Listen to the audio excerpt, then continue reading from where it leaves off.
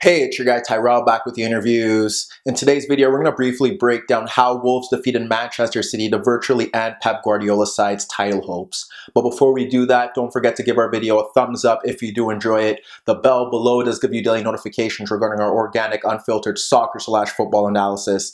And don't forget to subscribe to our channel on our road to 2K subscribers. But now, when we do look at the board, we have Manchester City in more of a 4-2-3-1, sticking with De Bruyne a bit higher, just behind Sergio Aguero, and we also see Wolves in more of a 3-4-3 that should drop off into a 5-4-1 without the ball. The key here was going to be about how Manchester City would look to break down Wolves and how they would go about it based off the fact that they did lose to Wolves at the Etihad this season with Adama Traore breaking on the counterattack to punish them. Here, they did look to press from the front, and they pressed with the front three, closing down the back three earlier on, looking to stifle them from pushing forward. You ended up having De Bruyne near Moutinho, and then you would see Bernardo Silva stepping to Ruben Neves.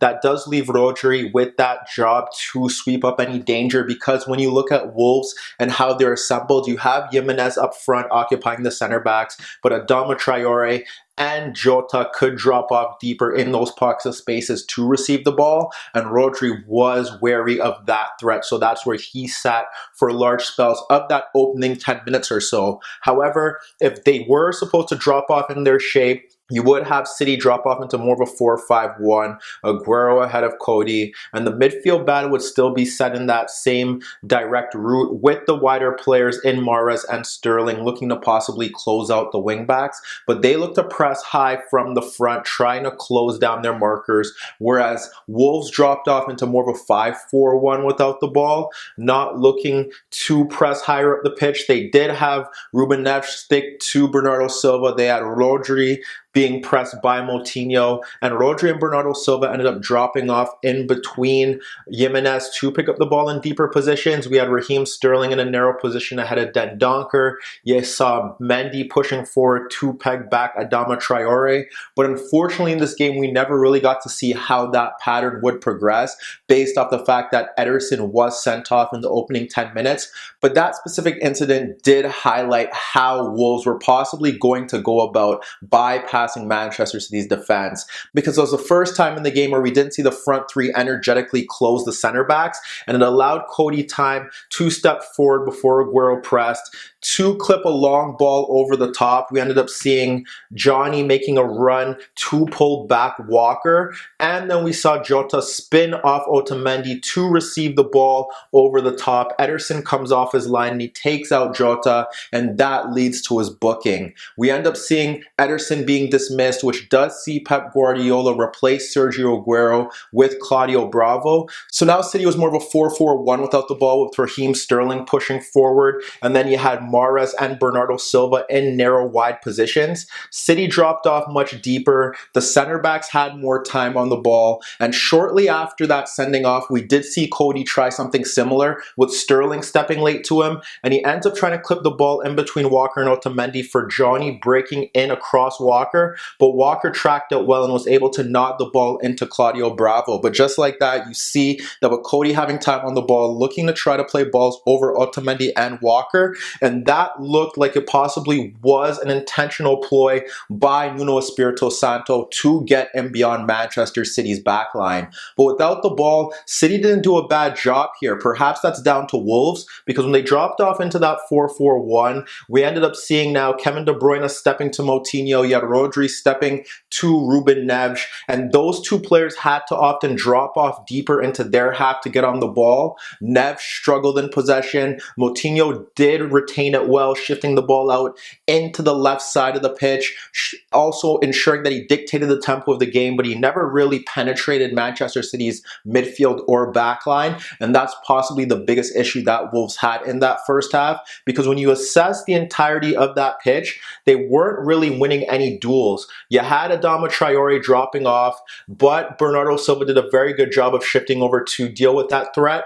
And we saw Doherty push forward, often looking to occupy Mendy or occupy Fernandinho when Adama Traore got on the ball. They wanted Traore to pick up the ball in deeper positions so he could have a running start. But whenever he tried to get that ball on that right-hand side, he was often in 1v2 battles, and he never really created quality chances trying to get the better of Bernardo Silva or Benjamin Mendy. Raul Jimenez dropped off deeper, but he was often clogged out of the game by Kyle Walker or Kevin De Bruyne, depending on where he shifted. And we didn't see enough from Diogo Jota following that run in behind to cause Manchester City a threat and get Ederson sent off. So when you really look at it, as City dropped off into that 4-4-1, they were narrow and the wider players did have to do more work shifting out, but you could see that they were a bit cautious. They didn't want to break forward in numbers, given the fact that Wolves do possess a legitimate counter-attacking threat, as they learned at the Etihad. So what they really try to do was sit off a bit deeper, close off those passing lanes,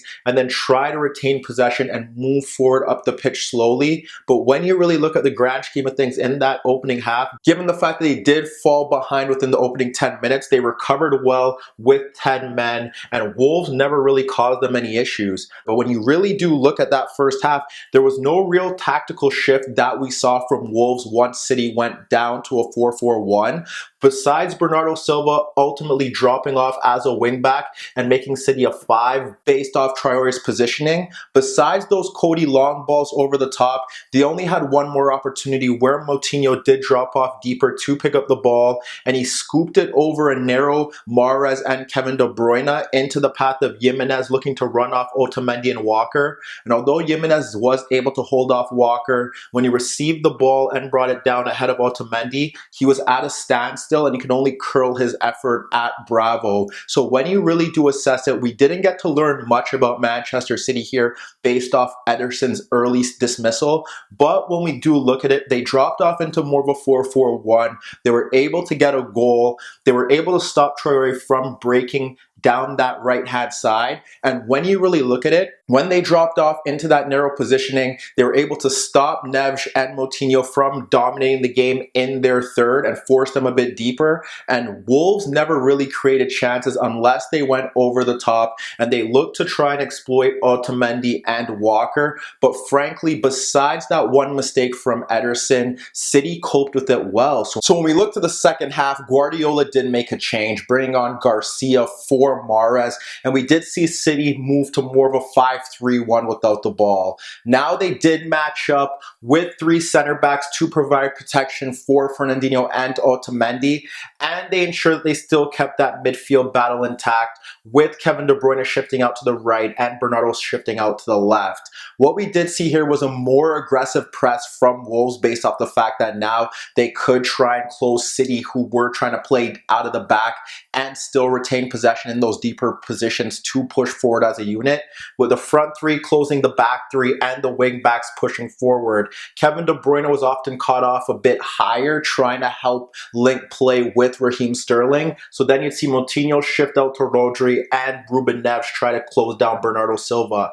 But for large spells of that second half, we did see City struggle to get out of their half. The only real ploy that we can suggest that they possibly could have utilized was getting Sterling to run into the channels to play long balls there. He could hold it up, possibly win fouls, get City pushing forward because he has the speed to break in behind the Wolves back 3. But when you look at the shape in itself, it made sense based off the fact that City were still able to ensure that there were no overloads out in those wider areas. The wing backs against the wing backs, the back 3 against Wolves' front 3, and they still had that midfield superiority with Rodri able to sweep up if Jota or Adama Traore dropped off deeper. We saw Johnny adopt a wide position to pull out Kyle Walker, and Jota would often stay near Otamendi or try to shift into space in between Walker and Otamendi. We often had Jimenez between Fernandinho and Garcia, and Adama Traore did drop off deeper to try and get on the ball. And still, when he shifted out into those wider positions, we would see Mendy receiving help from Bernardo Silva, and Doherty was continuing making those forward runs into those central areas to occupy a center back. But that is kind of how City were going about their business. And although you can't say that perhaps they were a bit defensive minded in that second half, based off the fact that they struggled to retain possession, the fact was Bernardo Silva did a very good job when he was on the ball, holding it up, trying to get City into play. Perhaps they could have played Sterling into the channels. But like I said, the only time that Wolves really looked like they could get overloads was if they pushed Saiz or Dendoncker forward into midfield. And as City did drop off deeper, we did see that. However, when they did step into those positions, they often reverted to shoot, and they never forced Bravo into legitimate goal-scoring saves. However, City were able to build on their lead shortly after that. It was a well-worked move, and it ended up starting with Rodri in a deeper position. When we look at it, we see Bernardo Silva in a deep left channel position, dropping the ball off to Garcia, and before Jimenez can step to Garcia, he ends up playing the ball beyond Jimenez into Rodri. So he locates De Bruyne making a run off Neves' shoulder, and he splits Moutinho and Neves to find De Bruyne. And when De Bruyne pushes forward, he ends up locating Sterling, making a run in beyond the Wolves defense, and he instantly pokes the ball between Cody and Dendoncker for Sterling to break forward on goal, and he ends up chipping the ball over Rui Patricio. So when you do look at it, that's a well-worked move for Manchester City. That's why they wanted De Bruyne to push a bit higher, and that was a great example of how to utilize Raheem Sterling in this system with the man down. Try to get him in beyond that Wolves backline, and based off the fact that the wingbacks were high, there were always space in the channels for Sterling to break into, and it's shocking that City never continued to go down that route. But at 2-0, you ended up seeing a bit of a shift in City's play. They dropped off deeper, like I said, struggled to retain possession, didn't continue to try and get Sterling out into those channels, and frankly, when you break down their collapse, it wasn't a tactical win for Nuno Espirito Santo. It was based off the fact that City simply made too many mistakes in their half. When we look to Wolves' first goal, it stems from Rodri in a narrow right position in that channel, and he ends up playing a pass into Raheem Sterling, who frankly should do better and possibly look to drift in towards the channel. But what he ends up doing is he tries to drop the ball off to Bernardo Silva, and his pass is loose, and it ends up falling into Ruben Neves. Neves bypasses Bernardo Silva and plays the pass into Adama Traore, dropping off, and now Traore's free to run at the Manchester City backline. He runs towards Garcia and Fernandinho, with Jimenez making a run across those two markers, and we have Doherty making a run in beyond Mendy as Mendy was caught out of position, with Doherty free to break into that right half space. That should see Adama Traore play the pass out wide, but he ends up driving forward and firing a low effort past Bravo from distance. Perhaps Bravo should save that, but once again, it stems from a Sterling mistake, and City should have never been in that position. We eventually did see Guardiola have to shift his system a bit based off the fact that Otamendi was booked for going through Jota in a 1v1 battle. That did see Garcia shift out to the right-hand side of that three-man backline, just in case Jota was able to break free once again. Otamendi moved to center back, and Fernandinho kept his left-sided role. And then Guardiola ended up taking off Kevin De Bruyne, not based off the fact that perhaps he thought De Bruyne was playing bad. City do play in 2 days, and there was also a threat that perhaps their shape was a bit lopsided, with De Bruyne constantly pushing forward, and given the fact that City weren't retaining possession. So he ended up being a bit conservative, bringing on Gundogan, who does offer you the passing that City was lacking, and a bit more of a defensive presence in that three-man midfield as City were looking to hold on to their result. However, Nuno Espirito Santo did make changes as well down that left-hand side, taking off Jota and Johnny for Neto and Vinagre. But once again, in those final 10 minutes, when you really do break it down, he didn't do anything significant tactically to outwit Guardiola, and Guardiola's tactics weren't wrong here.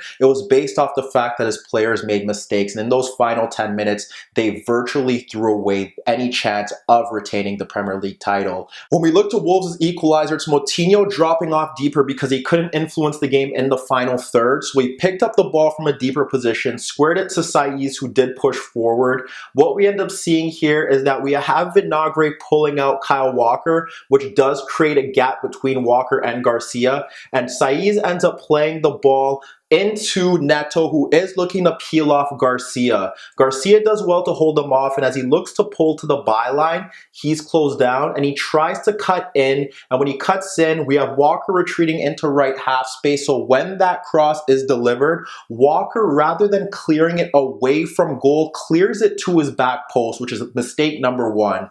Mendy ends up getting the ball, and it falls in towards his path, and rather than clearing it, he tries to shield it out, which again doesn't make sense because he would be conceding a corner, and rather than shielding it out for that corner, he ends up being bullied off the ball by Traore, which forces Fernandinho out, and Otamendi has to recover as well, and Traore does a good job of fizzing a low cross through that 6-yard box for Jimenez, peeling off Otamendi to poke an effort past Claudio Bravo to level the game up. But once again, like I said, City weren't in a bad position here. Moutinho had to pick up the ball deeper ahead of Rodri and Gundogan, and when he shifted it out wide, Walker had a chance to clear the ball, and Mendy did. Both fullbacks failed, and they were punished there, and that's how Wolves were able to equalize, and shortly after that, we saw them complete the comeback. When we look to Wolves' winner, once again, it stems from deep, Neves having to pick up the ball in a deeper midfield zone, and he ends up sliding it out into the path of Doherty, who is closed down by Mendy.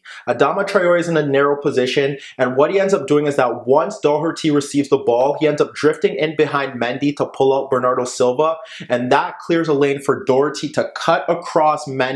And when he cuts across Mendy, he ends up playing the ball into Jimenez, dropping off ahead of Fernandinho. Doherty continues his run beyond Mendy, and we end up seeing Jimenez backheel the ball across Fernandinho for Doherty to pick up the ball, and he easily cuts across onto Mendy and curls a superb effort past Claudio Bravo. When you break down that goal, Neves again starting off a bit deeper. Mendy should do better in that 1v1 battle. Obviously, you have great combination play by Jimenez, but perhaps that doesn't happen if Garcia is able to stay in that central role. However, based off the fact that Otamendi earlier on was skinned by Jota, here, once again in a 1v1 battle, Wolves are able to exploit the fact that Otamendi and Fernandinho as a center-back partnership just hasn't worked. When you break down the game as a whole, it's really hard to fault Guardiola here because we never really got to see his initial plan based off the fact that Ederson was sent off in those opening 10 minutes. But what we can say is that City coped well with 10 men against this Wolves side. In that 4-4-1, they stopped Adama Traore, and when you look at the fact that their front three were neutralized and Neves and Moutinho had to do much of their work in deeper positions rather than the final third, Guardiola deserves credit there. And then when we move to the second half, the shift to that 3-5-1 also neutralized the fact that Wolves struggled to create chances from open play. City were able to go up 2 goals, and frankly, the only fault that you can give Guardiola is the fact that perhaps he didn't instruct this side to get more balls into the channel for Sterling to maximize his threat and speed up front. They struggled to retain possession. They brought on Gundogan to shift that. However, when you do break it down, they lost this game based off the fact that they made too many individual mistakes that players at that level fighting for a Premier League title shouldn't make, and Wolves made them pay. But let me know what you guys think. Will this be the final season of Guardiola? Should he leave? Will they make transfers in January? And do you think they can win the Champions League? And what about Wolves? Now fighting for a spot in Europe once again. Do you think they'll finish in the top 6? Can they push for the top 4? What do you expect of them this season? Meet me in the comments below. Don't forget I upload videos every day, and don't forget to subscribe to my channel. And once again, if you like this video, make sure to give it a thumbs up on our road to 2K subscribers. And that was your daily dose of the interviews.